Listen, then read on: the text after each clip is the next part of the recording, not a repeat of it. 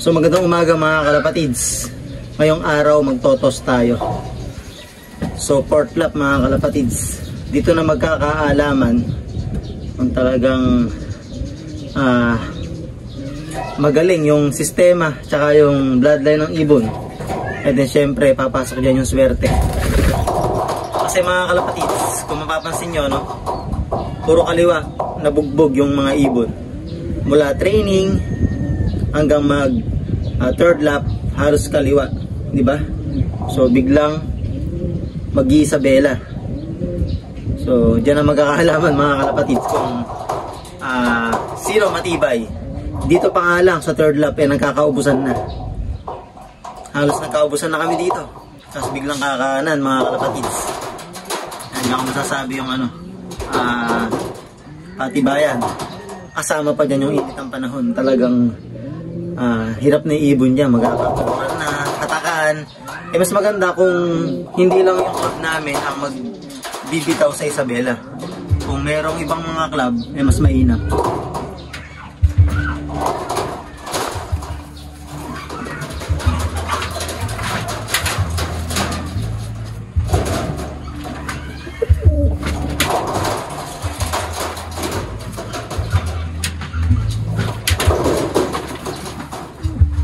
Silang lima na itotos ko dahil yung laro nila talaga is malapit na, kaya isasama na natin yung dalawa.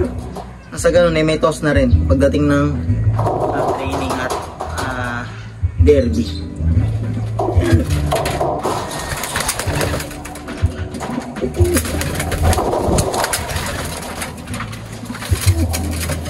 Ilap ni Batman mga kalapatids. Let's go mga kalapatids. So hindi tayo doon sa dati nagtotos, gigit na tayo ngayon. Okay.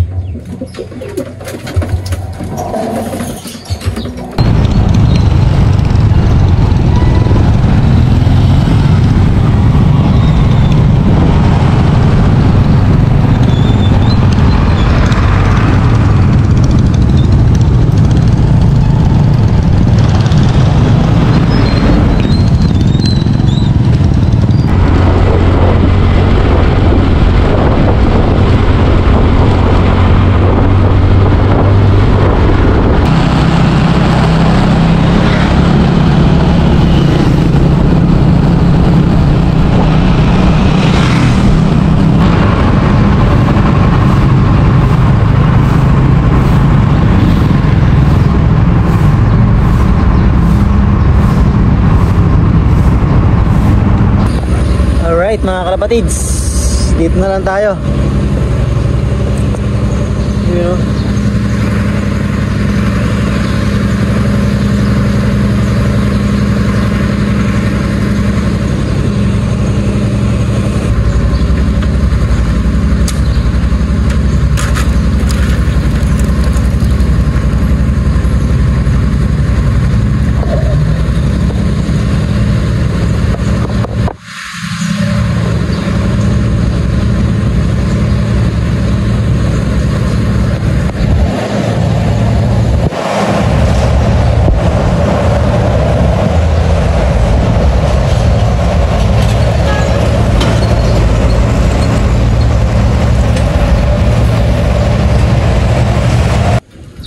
Alright, ayan yung tinos natin kanina mga kalapatids. Ayan yung tatlong nakalaban natin, hindi pa rin nababawasan, sana hanggang dulo. Ayan yung dalawang isinama natin dahil malapit na rin yung training karera nila, so sinama na natin. Yun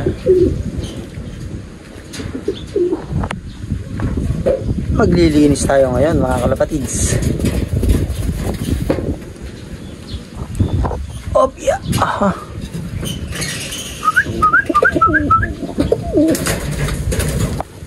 Si Batman ang kulit yung mga pang-south natin mga kalapatids. Tamang pahangin lang sila.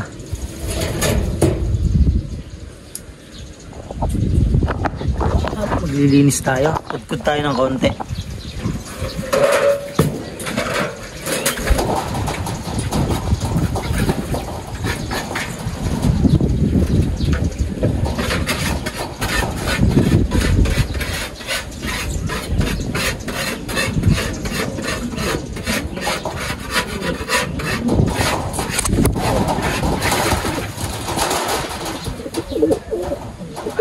Tulad ng sabi ko mga kalapatids, biglang kakanan yung port lap namin. So magkakaalaman. Dahil dito nga nabugbog yung mga ibon sa kaliwa. So biglang kanan, halos walang toss doon. Kaya patibayin natin yung ibon. Katulad ng ginawa natin, nag-toss tayo. Kahit na hindi ganun kalayo, pero maraming beses nating itotos. Miyerkules pa lang naman, kaya maaari pa natin mapalakas sila. Sa tubig, ano lang ako, honey, pure honey. Okay naman mga kalapatids. Dami nga nalalagas na ibon, gawa nung init, tsaka yung hatakan, dahil hindi lang naman yung club namin na nagpapakawala nung nakaraan. First lap, second lap, third lap. Buti, nakukumpleto tayo. Sa young bird, all bird, sa amin konti na lang yung laban-laban. Third lap pa lang kakaubusan na. Itong dalawang sinama natin kanina, basal to. Matibay lang rumonda dito. So, pwede na yung ganun. Pagka matagal ng rumonda sa area natin, lumalayo, dumadayo, then maganda kondisyon. So, pwede natin ilayo. Lalo na may kasama silang tatlo. Kaya nga sila. Batak na to. Kaya ito nagiging guide. Itong tatlo na to. Good luck. Kahirapan yan. Tapos magiging last lap namin Santa Ana. Sobrang init. Grabe. Maraming nalagos nga na ibon mga kalapatids. Sa inyo mga kalapatids, alam ko yung mga bato ng inyo south yung iba dyan ng mga kalapatids natin. Then karamihan dito is norte. Maganda naman yung panahon. Ang problema nga lang is yung init talaga. Sobrang init. Yun ang nagiging problema. Kaya pinamabuti ko mga kalapatid, so tinitingnan ko madalas yung health nila. Pagka kasi maganda kondisyon nila, wala silang nararamdaman, may posibilidad na dumulo yung ibon natin. Kaya observation, pinakamahalaga yung ginagawa natin. Check ng droppings, tapos pag pinapakain ko, chine-check ko kung malalakas bang kumain. So goods naman, wala namang nagiging problema mga kalapatids. Ayun. So ang ginawa nga natin mga kalapatids tanghali tayo, 2 PM tayong nag-toss. Yan yung turo sa akin ng aking mentor. Kahit nung kay Hooters noon, ganun ginagawa ko. So kung saan lang tayo nanalo, inuulit lang natin. Yan.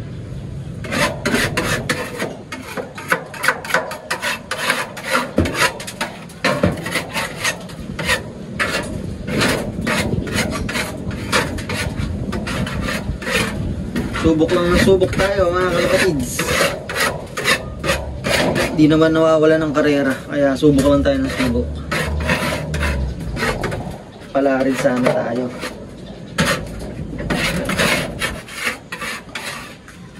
So Miyerkules nga, may mga nagtatanong sa akin ano yung pinapakain ko, yung nakikita nila sa vlog natin. So pagdating ng Miyerkules, Martes pa lang yung nagbababad na ako ng munggo nga. So yung munggo kasi mayaman nga sa iba't ibang vitamins, then antioxidant, tsaka alam ko is nagpo-produce din yung bean sprout ng tubig sa katawan ng ating mga ibon. So kailangan nila yan, lalo na ngayon mainit. Kaya ganun ginagawa ko. Miyerkules, munggo, dinadagdagan ko ibabad. Umaga, bigay, inuuna ko yon, and then sa hapon pag may natira, bibigyan ko ulit. Tapos sinahalo ko ng breeder mix, flyer mix. Pero inuuna ko yung bean sprout, yung munggo nga mga kalapatids. Sineshare ko lang dahil syempre may mga nanonood sa atin, tinatanong. So ayun, pagdating ng Miyerkules, nagbibigay na tayo ng munggong binabad. Hanggang ano na yun, Huwebes, Biyernes. Dire-diretso bigay na nun. inuuna ko sila. So sabi ko nga mga kalapatids, yung lakas nila dun tayo kumukuha sa patokaan na ibinibigay natin, hindi dun sa gamot. Kumbaga may binibigay pa rin tayong gamot pero suporta lang yon. Nakakadagdag pa yung binibigay nating mga vitamins sa mga ibon natin. So suporta, tsaka yung binibigay natin patoka is mas mahalaga. Natural na pinagkukunan nila ng lakas. And then yung toses mga kalapatids, syempre kailangan natin yan. Ano ba yung sinalihan nating laban? Di ba pabilisan? So hindi naman ganun kabilis yung mga ibon natin. Kumbaga binibigyan din natin ng daan. Sa ganun kahit papaano may laban-laban yung ibon natin. Lalo nga, ayan, ulitin ko na naman, biglang kanan. So halos walang tos yung mga ibon dyan. Kaya yung port lap namin ay aasahan ko na magkakahirapan, lalo na tirik yung araw. Talagang magkakatukuran na naman. Isa pa dyan nagpapahirap yung hatakan ng ibon. Dahil hindi nga lang club namin ang nagpapakawala sa mga area na yun. So nagkakita-kita yan sa daan mga kalapatids. May pakaliwa, may pakana na hatakan. So swerte na lang sila pagka natumbok nila yung way na pinagtotosan natin o alam nilang daan. So mas maaga makakauwi yung mga ibon natin. Hindi ganun katulad yung ibon natin na ito mga kalapatids. Dahil ano lang sila naglilibo naman 1,000 mahigit, ganyan, 900 mahigit, 800. Hindi pa naman sila bumababa ng 800 pababa. Ayan. Maano lang sila. Pumapantay lang sila sa 8 to 9 to 1,000 speed. Pero kalimitan is 8 to 9. Walang tulin to Pero dun sa bago nating ibon na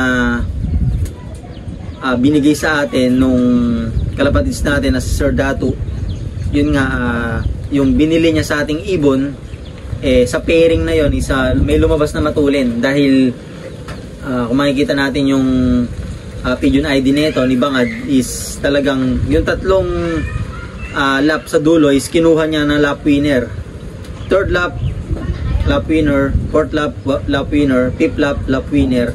So may tulin doon sa pairing na nakuha niya sa akin.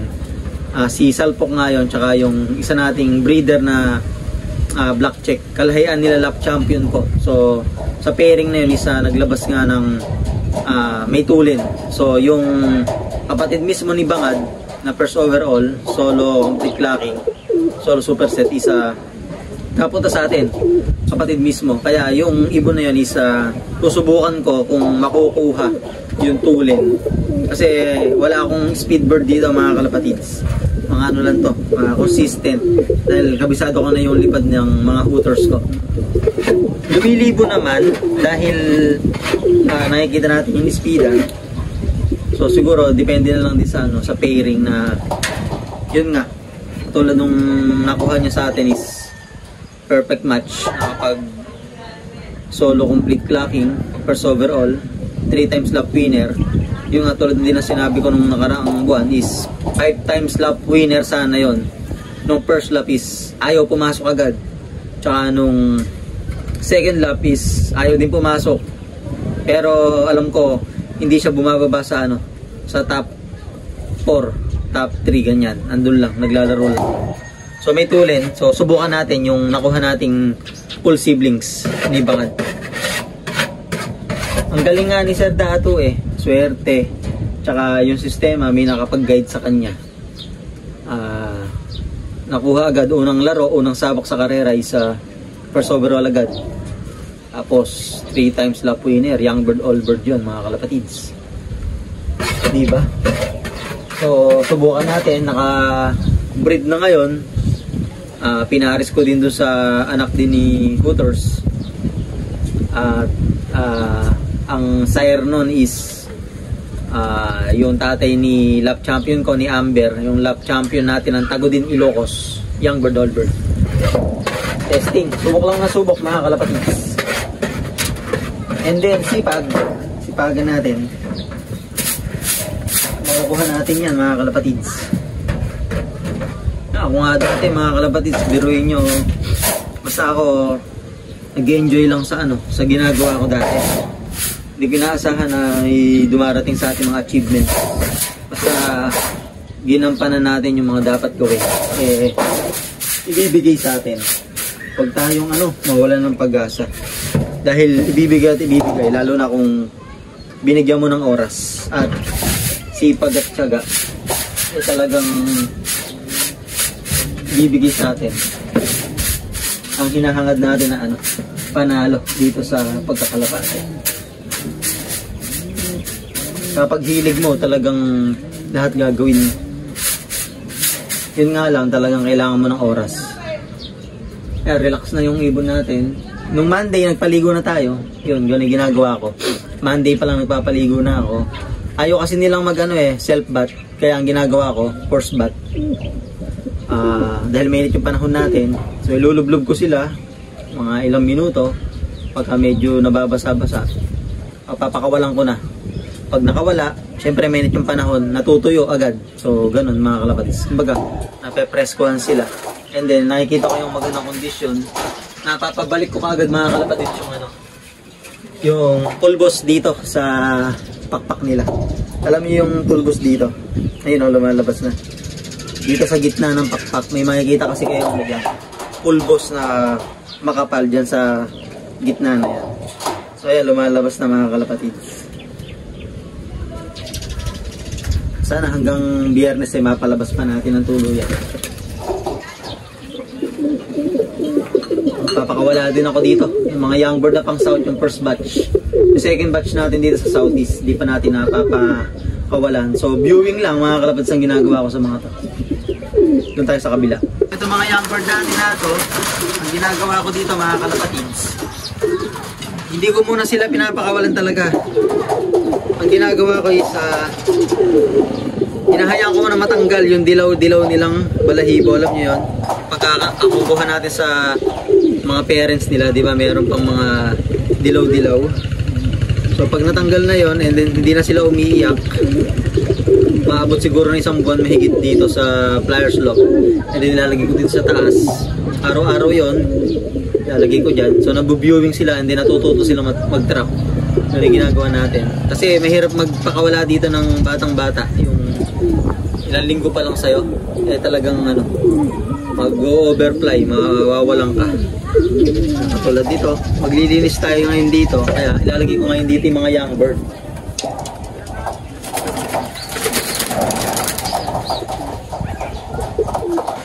Ito yung mga pang-south natin, mga second batch to, yung mga ilalagay ko dito.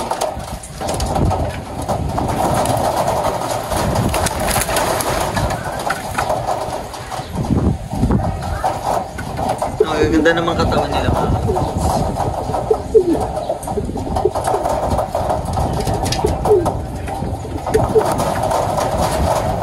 Ito, laki nitong isa natin. Bolong. Tingnan natin kung magiging mga lipad dito mga to. JPRC yata ito eh. JPRC nga. Yung 3 million guarantee.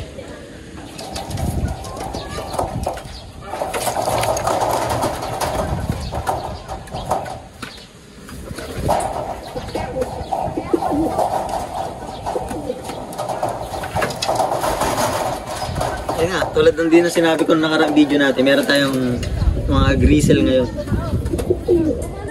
Ayan. So, pakawalan natin mga kalapatids itong pakawalan natin yung mga first batch. Kasi pagka hindi ko sila nilagay dito sa taas, sasama sa palilipa rin natin. Ayan sila yun. Ayun.